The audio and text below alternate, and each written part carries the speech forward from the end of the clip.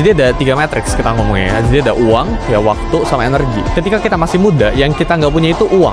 Kita itu punya energi dan kita punya waktu, tapi kita nggak punya uang gitu ya. Nanti ketika kita umur 60, 70 dan sebagainya, kita itu punya uang, tapi kita nggak punya waktu dan nggak punya energi. Jadi menurut gue ya, mumpung kita muda, kita tuh punya 2 dari 3 matriks yang kita punya sekarang gitu ya. Tapi kita cuma nggak punya uang. Makanya menurut gue kita harus sukses muda. Kenapa? Biar kita punya lebih banyak pilihan. Gue percaya ya, ketika kita udah di umur 30-an ya, yang kita cari itu udah bukan growth lagi, tapi kestabilan ya, karena kita udah berkeluarga. Cenderung orang yang di atas umur 30 itu udah ya punya keluarga ya, atau minimal udah mau pacaran dan udah mau nikah gitu ya. Makanya kalian harus mulai well off dulu, kalian harus sudah mulai mapan dulu sebelum umur 30. Buat kita yang masih di bawah 30 ya, kita itu bakalan cari growth semaksimalnya gitu ya. Tapi ketika kita udah 30-an ya, ini waktunya buat kita menstabilkan. Yang penting kalau kita udah di atas 30 ya, kita nggak kehilangan. Dan menurut gua kenapa harus sukses di umur 30-an ya, under 30 ya, ini namanya social proof ya, atau kita bisa membuktikan ke diri kita sendiri, atau kita bisa ngomong ke diri kita sendiri. Punya bukti kalau kita itu udah sukses muda, itu bikin kita tahan banting.